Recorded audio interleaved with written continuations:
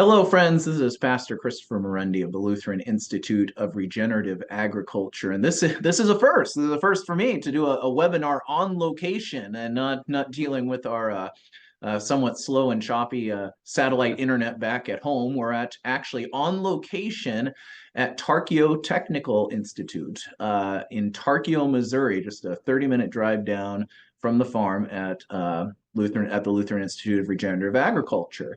And it is my great joy to have with me today John Davis, who is the president of Tarkio Tech. Now, before I let him kind of tell the story and get into exactly what's going on here, I last week, hopefully you watched the video with Dr. Ryan McPherson of Luther Classical College. We talked to him about the partnership between LIRA and Luther Classical College.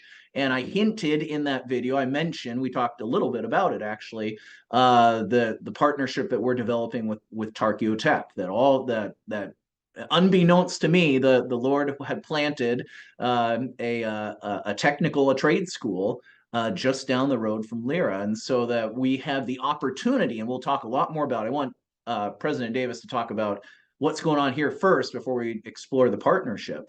But we have the opportunity for students to come to LIRA and learn the ag side and have that Christian community and some classical education components and all that kind of stuff that we've been talking about for a year with regard to LIRA. But then also have the opportunity perhaps to come to make the drive down to Tarkio and actually get a trade certificate, which is really, really exciting. This is something we want to offer in the years to come, but we're especially offering it to the gap year students. And we've been promoting over the last few days this new gap year program that we want to promote. We want to offer to those who are waiting for Luther Classical College to open or who are taking a year off in any way, shape, or form between high school and college. So, President Davis, it's a joy to be with you today. Thank you, Chris. Yeah.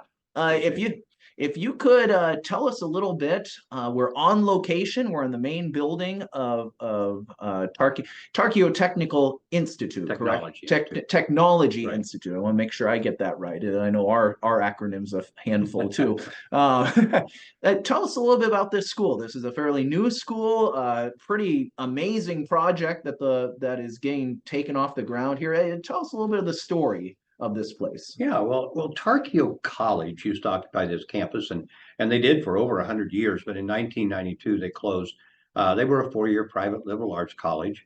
They had tried for a number of years to try to find something else to use this campus for, and finally, in the about 2017, the Alumni Association that held the campus started to investigate, what would be the best thing to put here and what we'd be able to get approval for.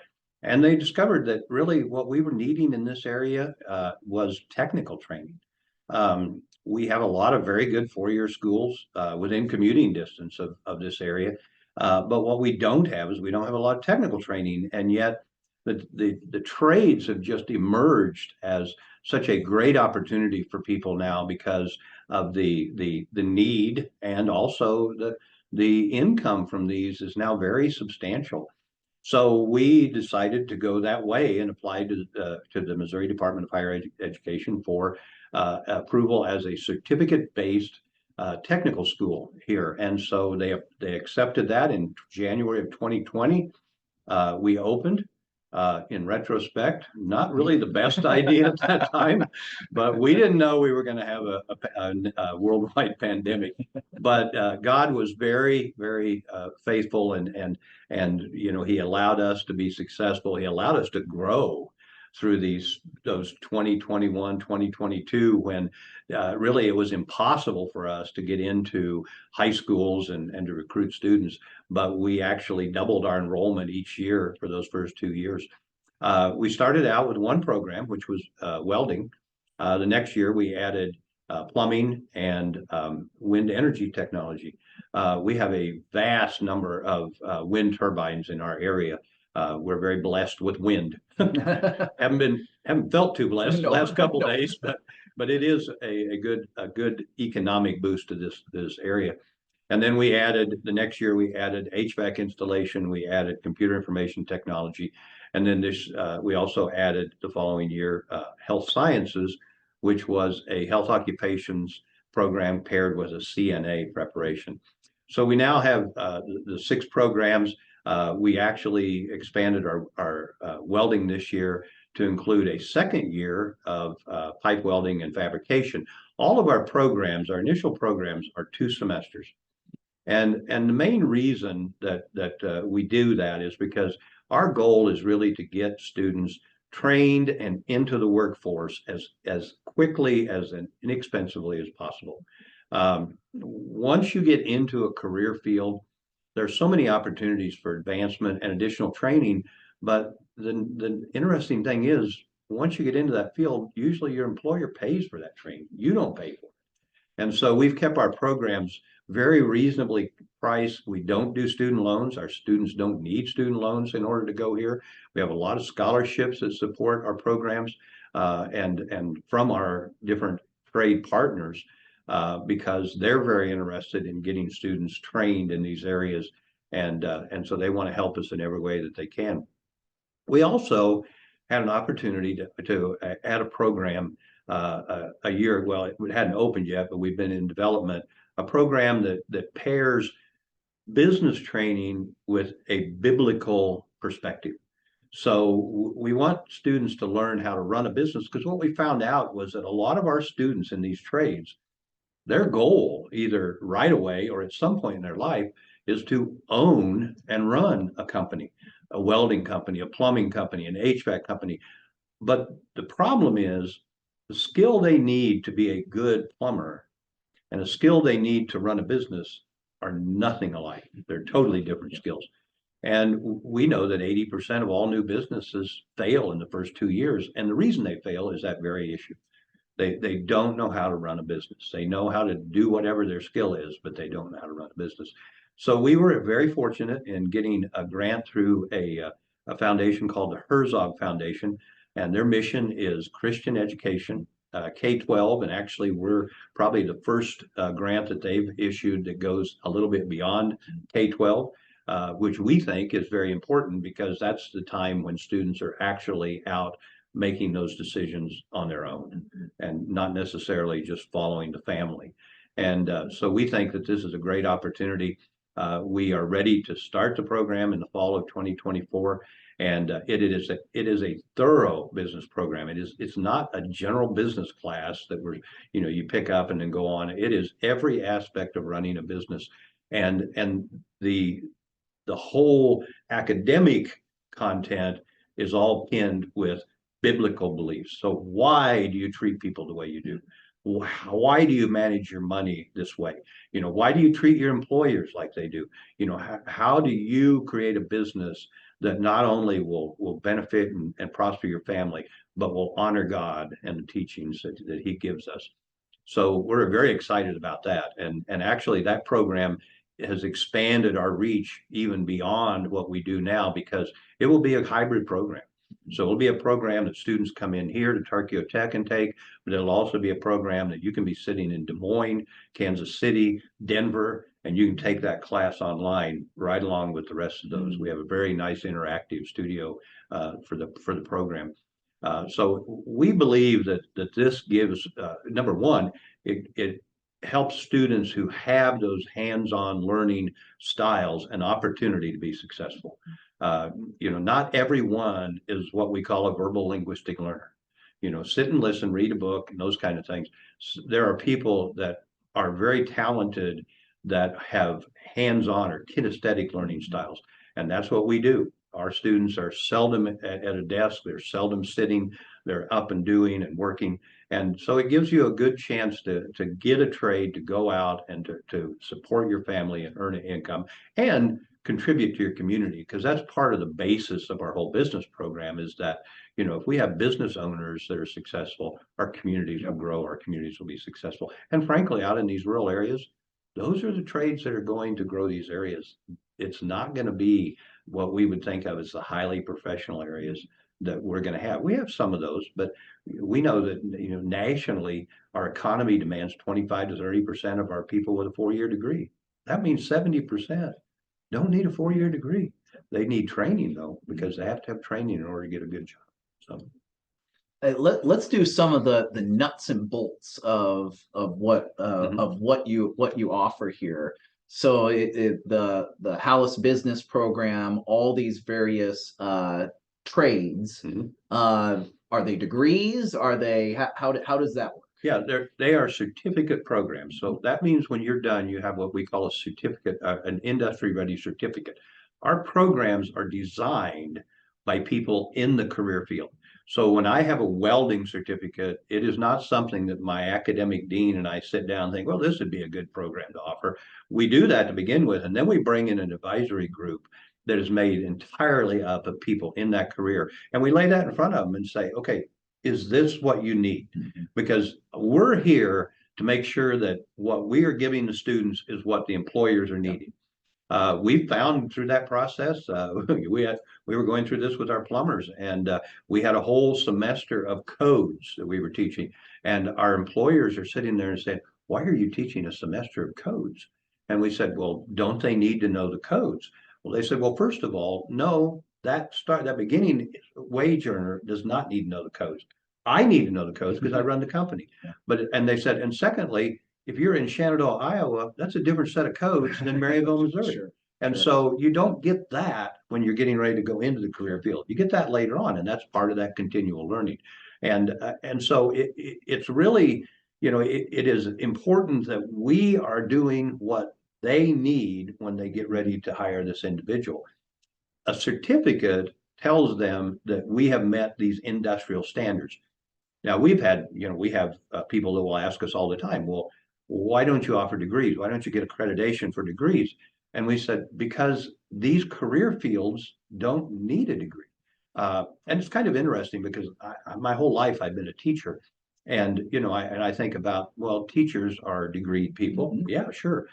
But here's the interesting thing. In today's world, if you go into an employer and say, here's my bachelor's degree in education, they'll go, well, that's nice. I'll interview you, but I need to see your praxis scores before I can hire you. And I thought, wow, so we can't get a job with our degree.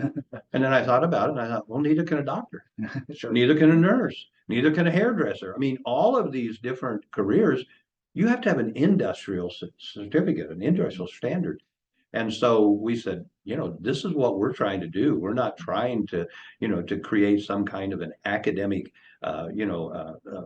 curriculum or an academic resume that shows how many degrees you have. We're trying to get you ready to go into the career field. And consequently, we follow up with our employers and say, were you pleased? Yeah. Did the student have what they need? And as long as they're coming back and saying, absolutely, then that's what we're going to do. At some point, we may want to get into accreditation. I don't know. It depends on the fields we're getting into. Certainly, the Hollis Business Program has led us to do some investigating in that because, this is a little bit more of an academic type program. And so maybe at some point we want to have accreditation for a 2-year degree as a curriculum. So yeah, so that's what we do. We grant the certificates from that industrial group. Some of them come along with the curriculum. For instance, our CNA program. The students come out of that program with their CNA certificate. Our computer information technology, they come out with A plus Core 1, A plus Core 2. The welding students actually graduate and they take the test through a certified welding inspector, but that's outside of our curriculum, although we highly encourage them to get that certificate and even reward them if they do because we pay for half of that. But some of the other ones like plumbing and HVAC, more than likely when you come out of our program, you're going into a union apprenticeship program in order to get your license, as a fully vested plumber or HVAC individual. So that's our wind energy is kind of the most amazing one to me. They don't have a certification. And I really didn't know why for years. And now we're working with a group called the Global Wind Organization that's creating a global certification. And I found out why, because the wind industry started in Europe. Well, Europe has more of a socialistic type economy. And so consequently, the businesses or the companies in Europe don't want the individual to have a certificate. They want to certify them. Yeah. That way, they can't go sell their certificate to somebody else. Well, in America, we're kind of just the opposite. Sure. We're very much focused on the worker, and so all these others, if you get a welding certificate, you can go to work for this company and say, well, I'm not happy with what you're paying me. I'm going to go over to this company, take my certificate with me. Well, they finally have figured out that we need to have a global certification, and we're part of that research and part of that development. But they just, when you get done, the company hires you, and then they certify you, and as long as you're with that company, you hold your certificate. And when you go somewhere else, then you got to certify. Yeah. So it's a little bit different. What's the student body looking like? How it's you said you doubled in the first couple of years. Yeah. What are you looking at for this year? What's the year after looking like? All those. We went from 12 to 24 to 36, and we thought, all right, we're on a run here. But we realized pretty quickly that when we got to about 36, that was basically communities that were within community distance. And we were actually only getting into schools that were within those about 8 counties around us. And we began to realize that we're not going to be able to sustain this if we don't reach out further. So we did 2 things. We hired a full-time admissions representative. He will get out to 85 schools, which goes about 75 to 100 miles out. We've already seen the difference. I call these our traditional students, those that are graduating from high school and coming to us. Our traditional student applications as of December more than doubled from last year. And then the second thing we did is we actually took one of the buildings and we are creating a student residence hall. Because again, most of our students up to that point, they were driving in, taking their class and going home. We're getting applications now from areas where they're going to have to live here because they can't drive back and forth every day, not anytime, let alone in this kind of weather.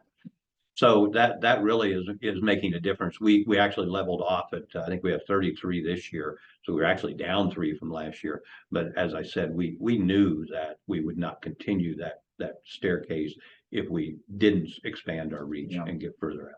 Yeah. So growth is happening, and the growing pains go definitely go up and trying to figure out how to maneuver through that. Let's talk a little bit about this campus. You mentioned that the college closed down in the 90s. There was other uses for some of the buildings for a number of years.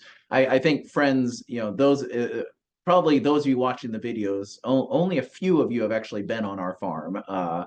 We're kind of in a very similar situation. When I first visited Tarkio Tech, I felt a kinship with them because we took over a farm that had not been inhabited, that needed to be revamped. Everything needed to be cleaned out and repurposed and refurbished. And they, on a much larger scale, have taken over a college campus that had the same situation. So talk about these facilities. This gift of a college property that you guys are trying now to figure out how to best manage. Absolutely. Well, the Alumni Association, as I said, was holding the campus when we started this process. They gave that to us at no cost. But there were 13 buildings and they had been empty for 15 years. They had started working on the building we're in, Thompson, and they had done some restoring over at the old administration building, which is Rankin. They have a very beautiful chapel, and they had repaired and refurbished that chapel to probably almost as good as it was when it opened. But the rest of the buildings were really in bad shape. We have a lot of flat roofs. This campus was basically built in 1960s. With the exception of the Rankin and what was the heating plant and what was the conservatory. Those were built all in the 30s. The rest of them are built in the 60s, and they all have flat roofs.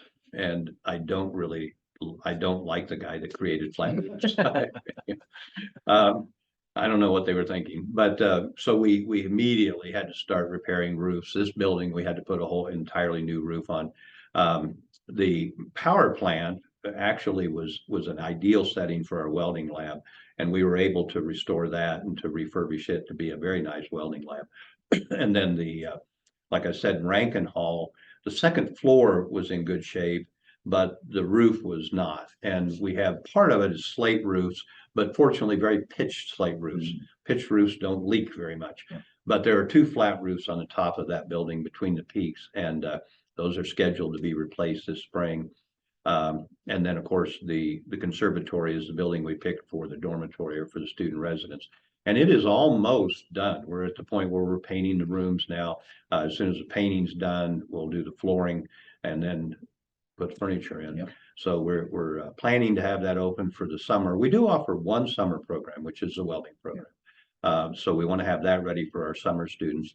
The next step after that is the old cafeteria, which is actually a building that was built in two sections. The first one was the north, and that's where the cafeteria is, with a lounge above that. That's a two-story building, and that roof is maintained, always has been.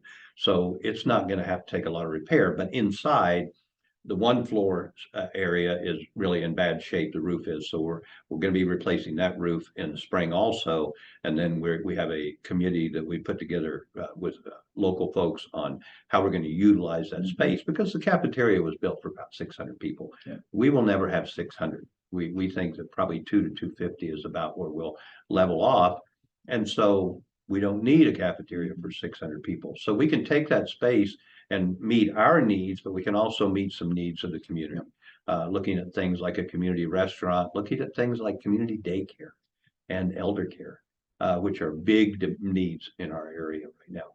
And then we actually have 5 dorms, 3 men's dorms, 2 ladies dorms.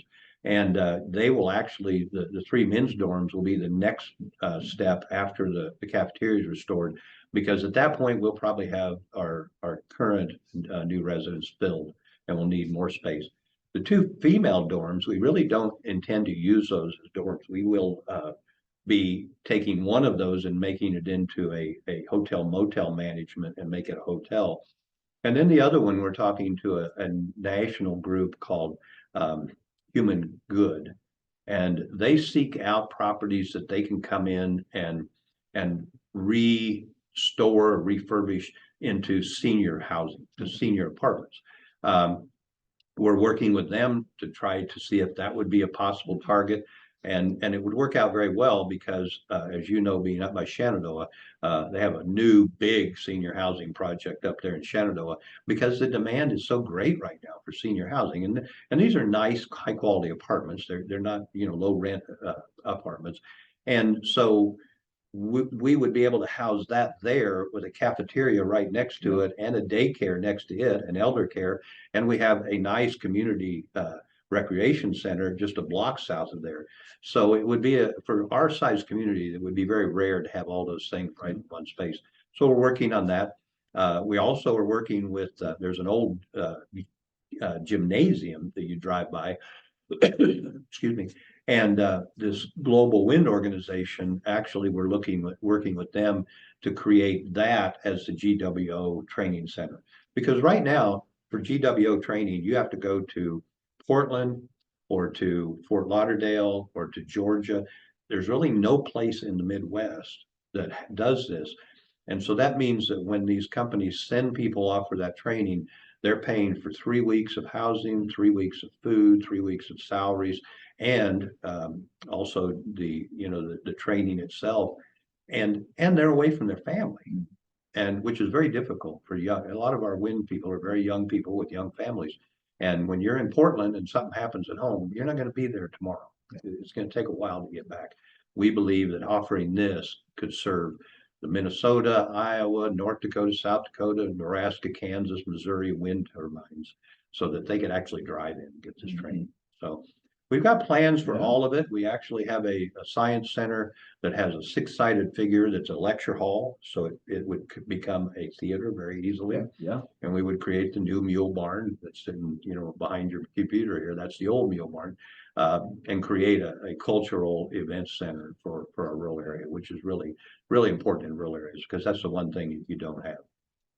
Yeah, it's amazing to me to see, you guys, and this was the first time you and I spoke, John, that this you see an old farmstead, Yeah, or you see an old dilapidated college, and the initial impulse is, well, let's just plow it under and start over again, or not even start over again, just plow it under and plant grass or something, or plant corn.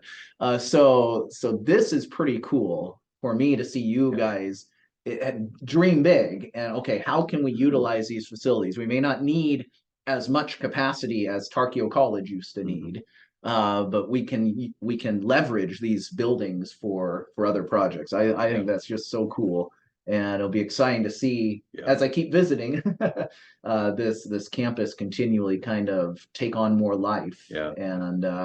And won't it be cool when the college is here, the technical institute is here, and students are learning trades, and then yes, other community organizations also using this stand, and this place is a hub. Growing up here, it is really obvious, how badly it is hurt losing the college. And, we want this to become not just a post-secondary school. We want it to become a community center and, we offer things to the community that they couldn't get otherwise. And, I think that, that's a big part of our mission is not just to have a business here, but to be a part of this community and to offer the community. And when I say community, I say community and people think Tarkio. I'm not talking about Tarkio. I'm talking about Fairfax, Rockport, Shenandoah. I hate state lines because they make you believe that, that's not part of us. We believe that Shenandoah, Hamburg is as much a part of us as Rockport and Fairfax because, we all share the same values out here. We're all rural folks, and we need each other. I mean, the days of a small town being totally self-supportive is gone, and not through any fault. I mean, we really brought on ourselves because we have these vehicles that we can just travel, 60, 80 miles and not even think anything about it. And so we do. Well, that means you draw away from the community, but we know that there's still needs for the community. There's still things that a small community needs. Working with the Parks and Recreation Board on a walking path across the back of the campus and all the way around. That's something our community needs. Same thing with the daycare, the childcare, and those things. Those are community needs, not Tarkio Tech.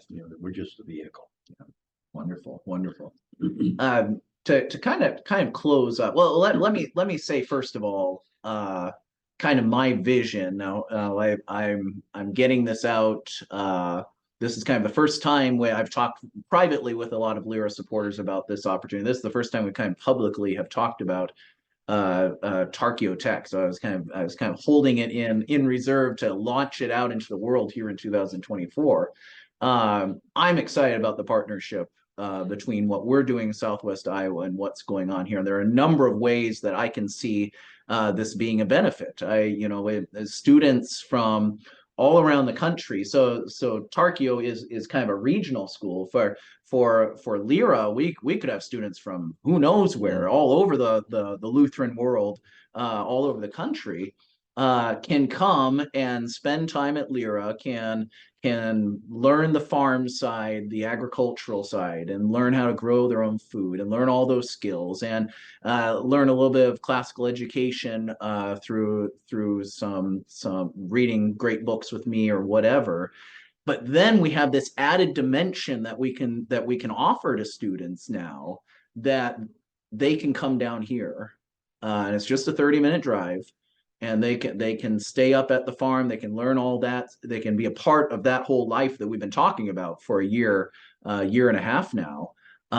But now there's this added dimension that they can come down here and also receive a professional trade certification. I mean, to me, that's just such an amazing blessing, such an amazing partnership. And I think particular for any student, I think there are students that maybe aren't interested in a 4-year school or even a 2-year degree at all, but they would be glad to come to LIRA for a year and do their classes down here and have that linkage. I think this is going to be an amazing partnership as the years go on. But then also for Luther Classical College students. So we have students that will theoretically do 2 years in Casper, and then they would like to get a trade.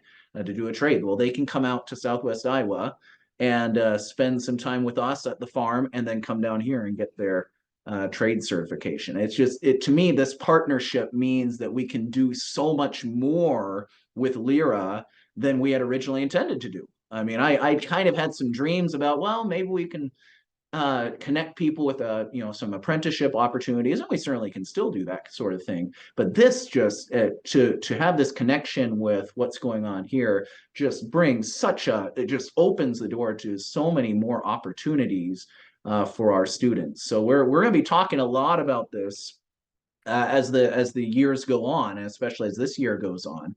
And this is especially something we want to promote for our potential gap year students.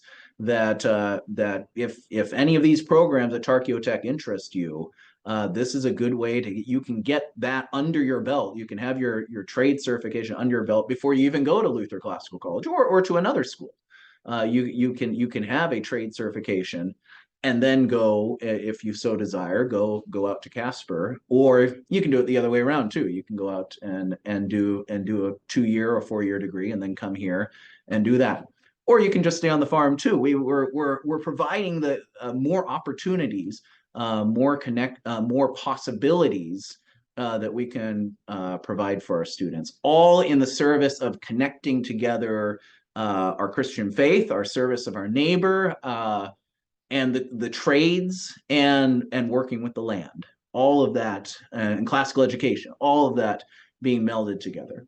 So as we conclude, John, I'd like you to real quick. You were a guidance counselor for a lot of years. You were a lot 40 some years, and that equipped you well to come and because you know what kids are looking for. You know that world, the high school world of getting ready to go to school. Make a quick defense here, and we've talked about this a lot on our various shows on our webinars. Make a defense of the trades. Yeah, well, here's the interesting thing. We talk to students a lot of times that are looking at these programs, and one of the things that we point out to them is this is the beginning of your career. I do a lot of work with career development, and one of the things that we fail to teach our children is you don't go into a career, you build a career. Mm-hmm. And I think that actually some of the things we do, especially at the high school level, kind of give them the wrong impression. Well, I'm going to graduate from high school, I'm going to go to college, I'm going to study this, and then I'm going to become that. Mm-hmm. Probably what you're going to become to begin with is the beginning. It's not the end, and you're going to build that career as you go along. And one of the things that you can do with a trade is you can build a career, but you can also take care of yourself. Mm-hmm. I look at what you're doing up at LIRA, and you're talking about a farm setting where you have a greenhouse. Well, do you think plumbing and HVAC might be important with that? Welding might be important with that. Even you say, well, no, I can't build these big wind towers. I've seen a lot of farms with wind generators on them. And that's one of the things our students study is how wind generators work. All of these things you can use in your personal life, mm-hmm. or you can make a career out of it. And I think that's the thing that we really try to emphasize to people. We do dual enrollment with high schools. We have juniors in high school that come, do the welding, get their certificate. They're nationally certified welders. They got to go back their senior year. We have a hiring fair in April. And I always point out to them, be sure and come to the hiring fair, but be sure and tell the employers, I got another year of high school. I'll guarantee you there's not a one of them that will say, oh, then we don't want to talk to you. We'll hire you this summer. Yeah. When do you need to be done? We'll mark that on the calendar. And you're going to make a lot more money doing that than you're going to be flipping hammers. So, it's a skill. It's a technical skill. You can make a career out of it. You can make a beginning out of it, or you can make a hobby out of it. Whichever you want to do, you always have that ability. I envy people that can. I have some friends that do woodworking, and I actually have a friend up that way that is building a teardrop trailer. Camping trailer, yep. One-man camping trailer. Wow. He showed me his trailer the other day. It is gorgeous and it is solid.